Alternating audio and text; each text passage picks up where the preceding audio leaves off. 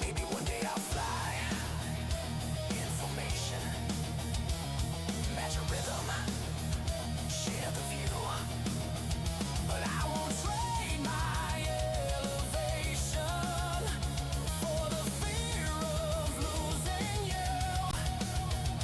If you meet me in the open, where the wild blue never ends, I'll fly beside you, not beneath you, not ahead,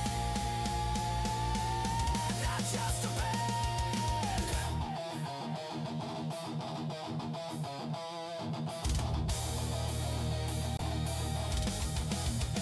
This isn't loneliness, it's choosing my direction. This isn't running, it's self-correction. I'm flying solo, scars beneath my skin. Every mile says I earn the wind. If I land, it's my decision. If I go full throttle bold. No cages painted like a dream. No half-lived role. I'm flying solo. I'm flying solo. Just me and the horizon. No one left to save or blame. I didn't lose a wing. I found my name.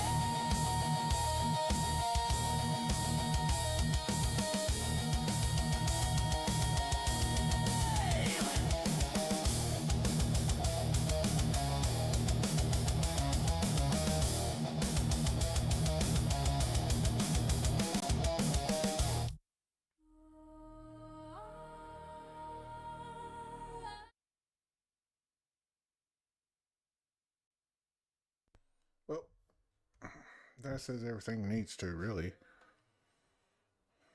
Um, Tonight we're talking about feeling abandoned. What does it mean? Whether it's a parent that just walks away and gives up on you, or it's friends that rarely show up and slowly fade away.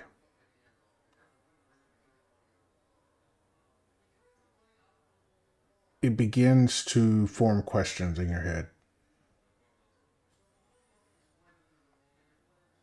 Those questions are questions that you can't answer.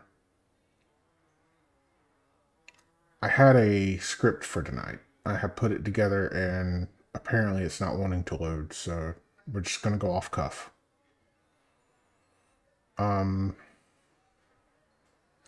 Those questions can be, was I too much?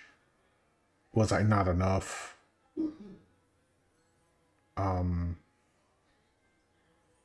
Yeah, it can hurt.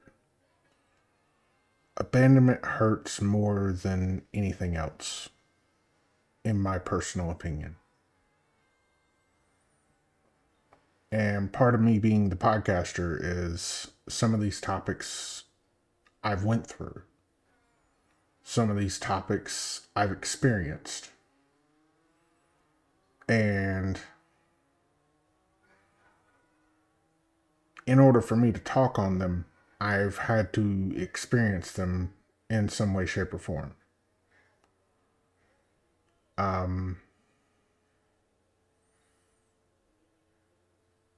This podcast goes out to a dear friend. He's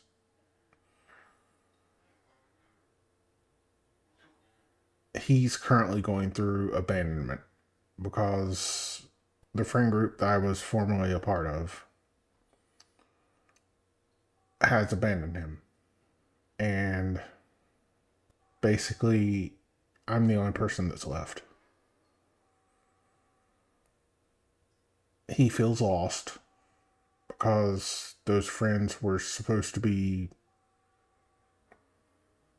or they said that they weren't going anywhere.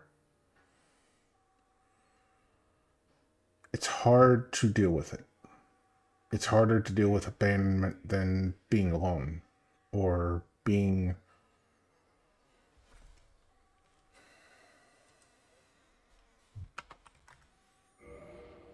let me see if I can get the script to pull up, because yeah,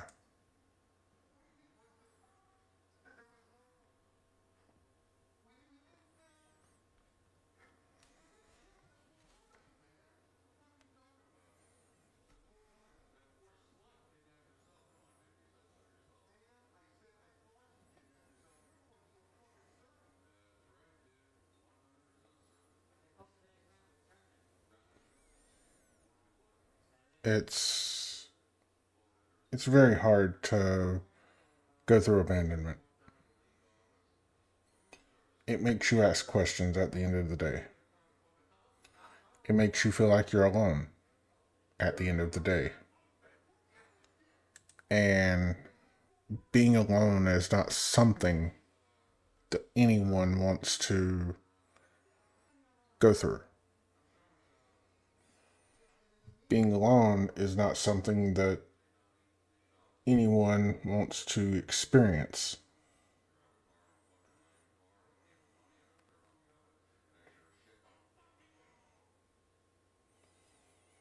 And it takes a lot out of you.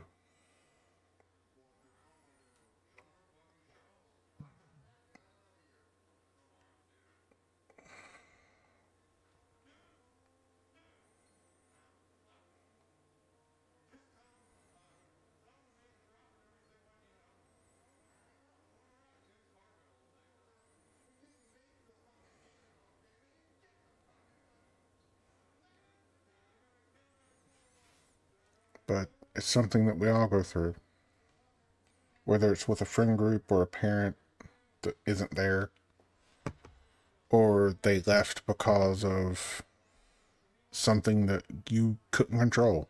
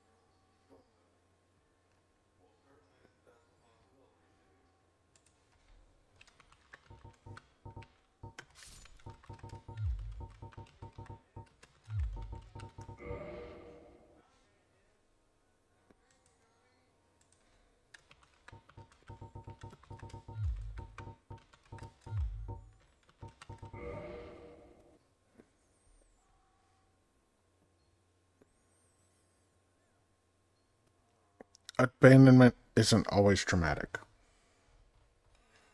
It's not always a slammed door or a final goodbye. Sometimes it's a slow fade. Texts stop coming, calls that don't get returned, energy that quietly disappears. And what's left? Questions. Was it me? Did I do something wrong? Why wasn't I good enough? Abandonment doesn't just remove a person, it plants doubt, and that doubt grows roots. Here's the part that people don't talk about enough. Abandonment changes how you see yourself. It whispers things like, don't get too close. They'll leave eventually. Protect yourself before it happens. Again. So what do? We build walls. We keep people at a distance. We pretend we don't need anyone. But here's the truth. Those walls don't just keep people out. They keep you in. Abandonment doesn't wear just one mask. It wears quite a few. One of those being a parent who wasn't there when you needed them, a partner who walked away without explanation, a friend who slowly stopped choosing you, even someone who stayed physically but checked out emotionally. And sometimes, the hardest one to admit is when you feel like you abandoned yourself. When you ignored your needs. When you stayed where you weren't valued. Accepted less, just not to be alone. I've done all of these. Abandonment creates a very specific kind of fear. Not the fear of being alone, but the fear of being left. So you start overgiving, overthinking, over holding on to people who aren't holding on to you. You try to earn permanence, but permanence doesn't come from proving your worth. It comes from being with people who already see it. Healing isn't something that's easy, and it's not about pretending it didn't hurt. It's about understanding that they're leaving was not your lack. Let me say that again. Someone leaving you does not mean you were not good enough. Sometimes people leave because they're not ready, they're not capable, they don't know how to stay. And none of that is a reflection of your value. Healing has a lot of different looks. Learning to sit with yourself without feeling empty, rebuilding trust slowly, letting people in without handing them your entire world at once, choosing yourself even if it feels unfamiliar. You have to rewrite your story, and here's where the shift really happens. You stop asking why did they leave and start asking why did I stay where I wasn't chosen? That's not blame, that's awareness. Because once you see it, you change it. You choose differently. You build relationships that don't feel like survival. If you've ever felt abandoned, I need you to hear this clearly. You are not hard to love. You are not too much. You are not temporary. You were simply given to people who didn't know how to hold on to something real, and that's not your fault. Be a little gentler with yourself.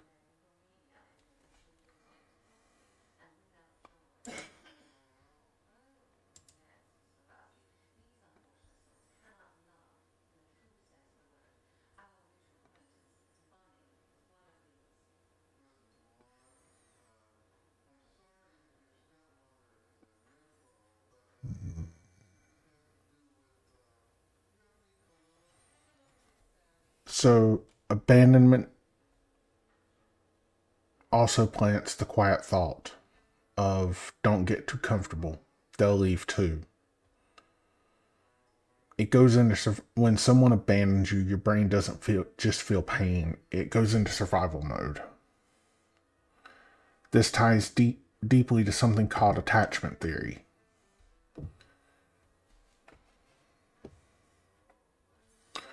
Attachment theory, your early experiences, especially with caregivers, shape how you connect with people. You might find yourself becoming anxiously attached. Your fear being left, so you hold tighter. Avoidantly attached. You expect people to leave, so you don't let them get too close. Disorganized. You want connection, but fear it at the same time. So here's a twist. Your actions aren't too much. They're learned survival strategies.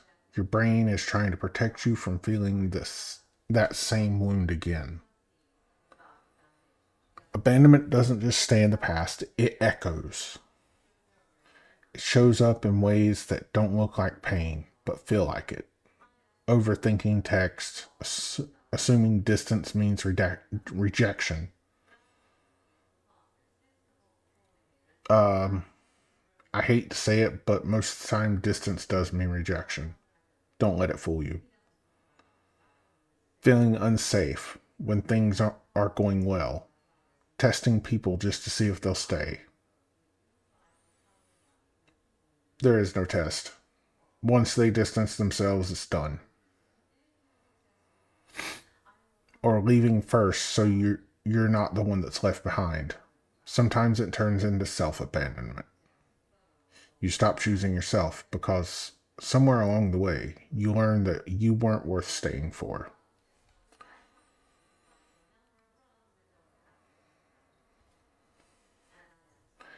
Abandonment also whispers something very dangerous to you.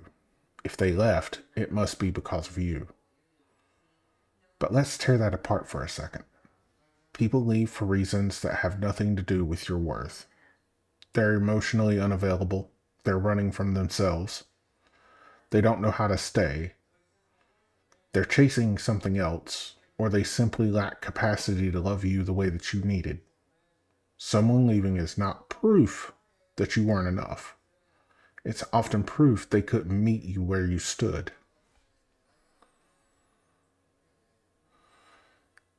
Here's a few ways to help begin the healing process. Name the wound.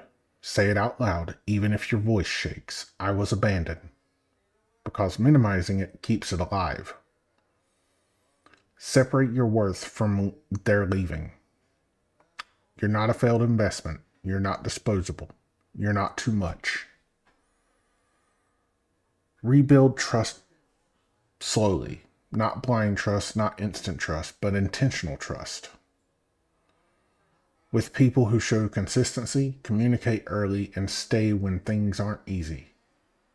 Rewire your inner voice. Instead of they're going to leave, try I can handle whatever happens. That shift, that's power. Stop abandoning yourself, which is hard to do. This is the hardest one. Choose yourself. Even when you want to shrink, you want to chase validation, you want to settle for less than you deserve. Be the person who stays. For the ones still hurting, if you're listening to this and someone just left, I won't tell you to just move on. That's not how this works. I will tell you, you survived something that tried to convince you were forgettable. And yet here you are, still breathing, still feeling, still searching for connection. That doesn't look like weakness. That looks like resilience, wears scars like armor. Abandonment leaves echoes, but echoes fade when something new fills the room. So fill it with better people, with self-respect, with boundaries, with healing. And if no one told you today, you're not someone people leave behind. You're someone worth staying for.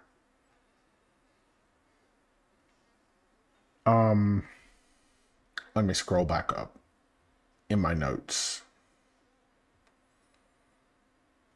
The part of assuming distance means rejection. Once the distance forms, there's no repairing that. You can't repair it. Once there is a rift there is no repairing that. Some people don't want to listen whenever you talk. Some people don't care.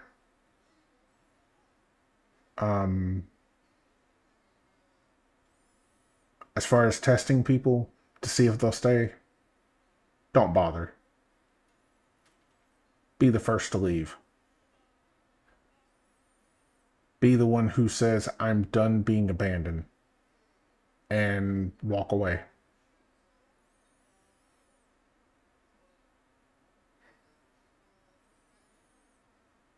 Don't give someone a chance to come back and hurt you again. Don't give someone a chance to abandon you for a second time. Because you do matter. You matter to someone important. You matter to someone that even in your worst times, they care. Don't be that person to let someone back in that's just going to hurt you over again.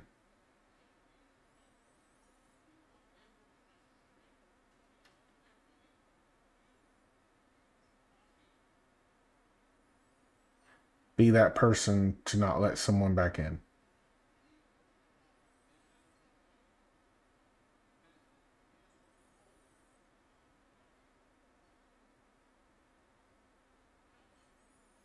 And to my friend who is struggling with his, if you need an ear, I'm here. If you need someone to talk to, you know where I am. I'm not going to abandon anyone.